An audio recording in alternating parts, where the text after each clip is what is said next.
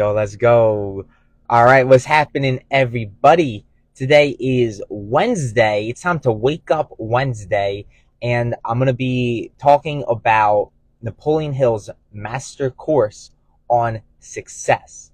So today's conversation is one that I think is absolutely, one of the backbone reasons why I'm able to speak confidently the way I am and do some of the things that I do, and it is revolving around the mastermind principle.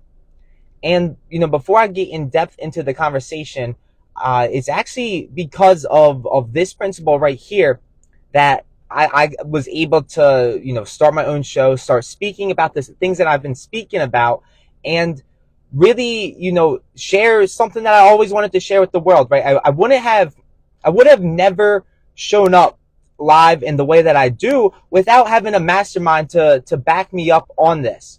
And I think this was, essential for me. It was essential for every individual that is achieved extraordinary heights, because I'm going off script here, but the simple fact is, there's going to be the majority of the world against these few individuals, right? Napoleon Hill was there, where the entire world seemed to be against him, right? But luckily he had a mastermind of two people. It was his stepmom and Andrew Carnegie, right? And if it wasn't for them, if it wasn't for his mastermind that he had with them, right, he probably would have listened to what the world would have said to him, that you're wasting a bunch of time, that this philosophy, it's meaningless and it's not worth your time doing it, right? So, for me, this has a special place in my heart. And without further ado, I would love to get into the meat of the conversation today.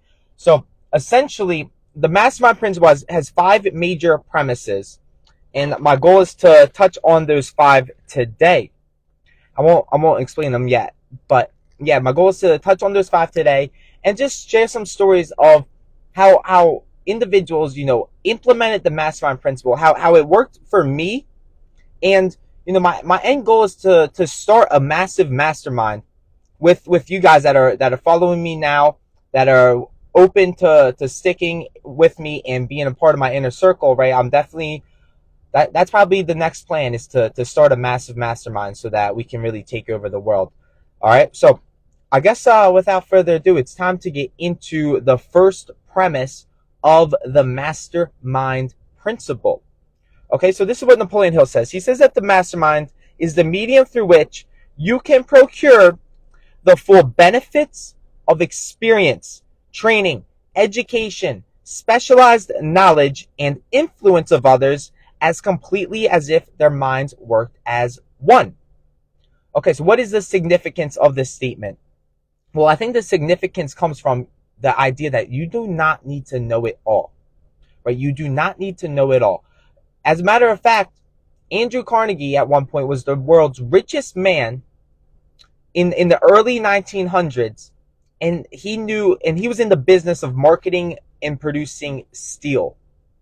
And he knew absolutely nothing of the actual production of steel, let's just say. Right? So how is this man that knows nothing about the steel business able to run one of the world's, largest empires and be the wealthiest man in the world at the time, right? Well, what he focused on was having his mastermind, right? He had the people in his mastermind have the experience that he didn't have the knowledge that he didn't have the specialized knowledge that he didn't have, right? And Napoleon Hill even asked himself, well, where's your role in this, right? Where is your role in this? And he said, you know what my role is, Napoleon?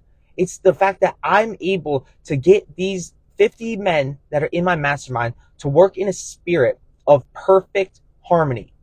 Now, I'm going to get into perfect harmony a little later on, but that's the idea here. You do not need to know it all, right? If you know how to lead a mastermind, hello there, Renee. If you know how to lead a mastermind, you don't need to know it all. So that's the idea, right? You're able to use the experience of other people in your mastermind to your full advantage. Okay, and I think that's absolutely essential, right? Because what's the point in trying to learn it all when you can just find somebody that has the results that you want and take their experience and use it and direct it in a definite way, right? That's going to absolutely shortcut your success. So that was the first premise of the mastermind principle. Now number two, the second premise is this, right? This is what Napoleon Hill says, an active alliance of two or more minds in a spirit of perfect harmony for the attainment of a common objective stimulates each individual mind to a higher degree of knowledge than that which is ordinarily experienced and prepares the way for that state of mind known as faith. Okay, this is a big idea.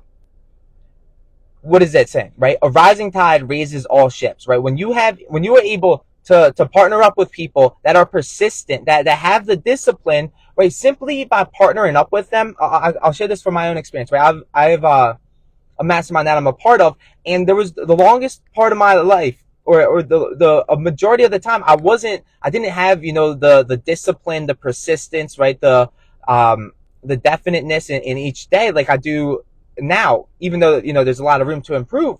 But it was because just simply associating with these individuals that were, definite every single day, right? They had their intentions every day. They got the thing that they wanted to get done every day. It was simply by, aligning myself with these people that all of a sudden I started to pick up on their traits. Right? I started to wake up at 5 a.m. every day. I started to be more disciplined and started to follow through with my word.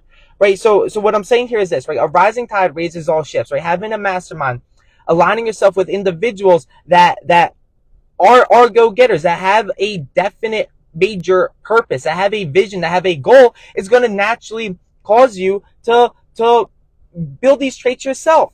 And even if it's not at first, right? It didn't happen for me at first, right?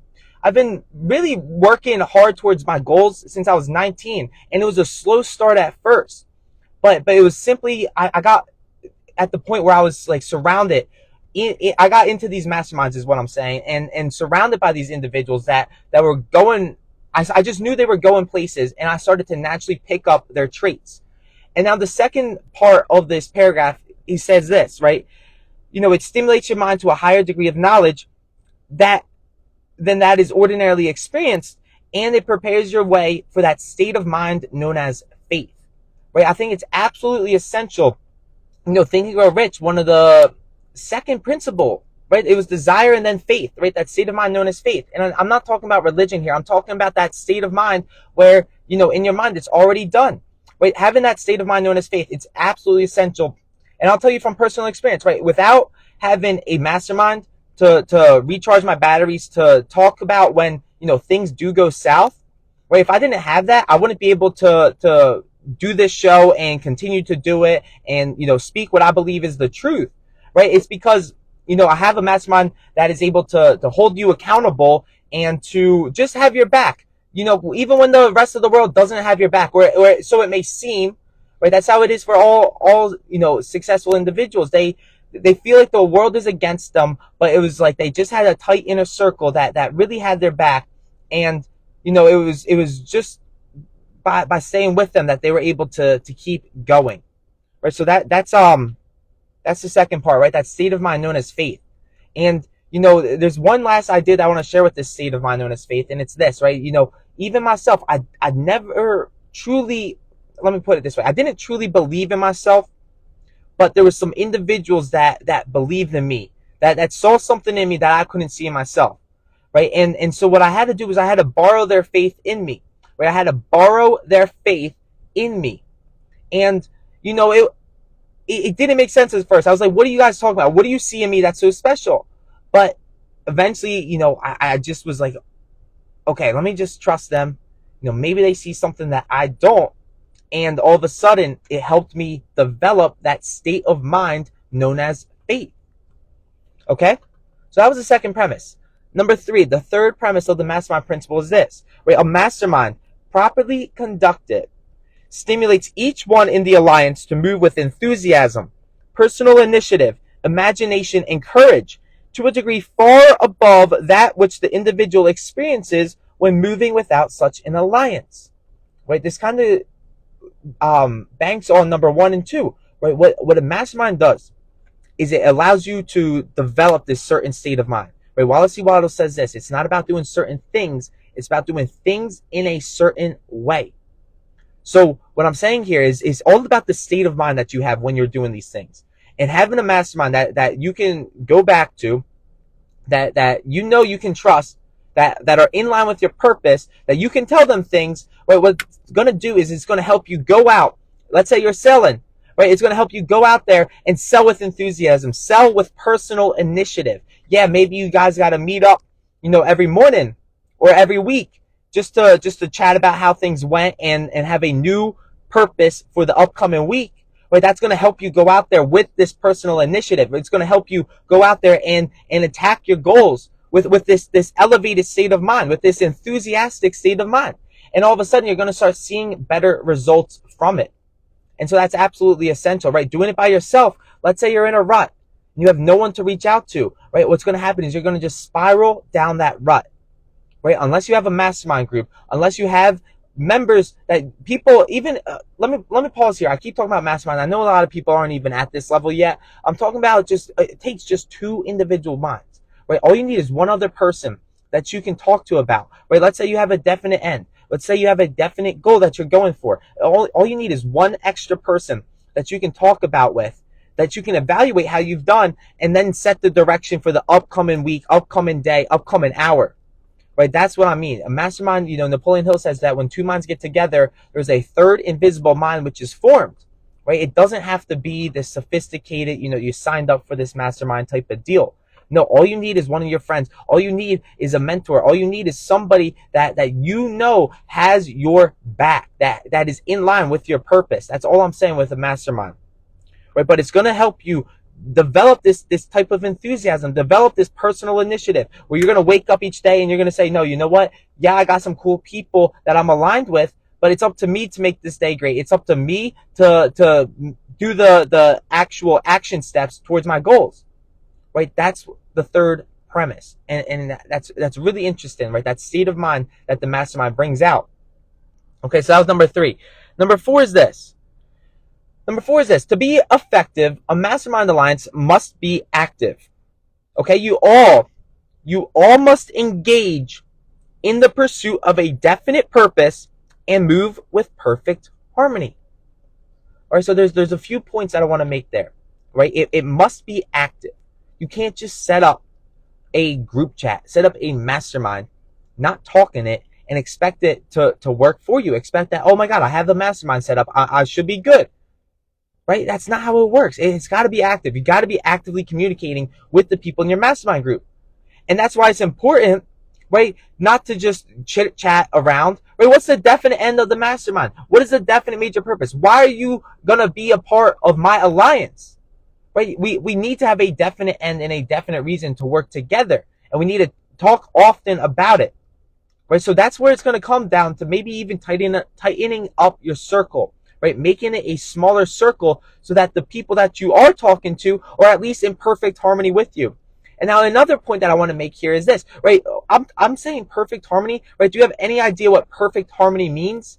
Right? I'm talking about not just cooperation, right? Yeah, you got people that you work with. Yeah, you do business with some people, but that's cooperation. I'm talking about a spirit of perfect harmony.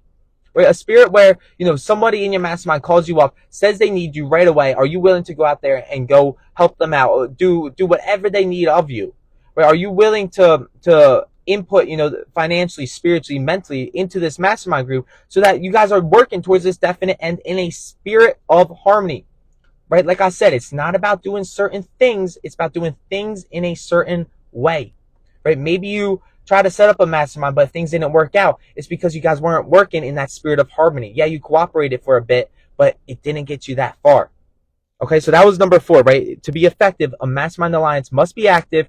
It must be working towards a definite end, and you must be working in a spirit of perfect harmony.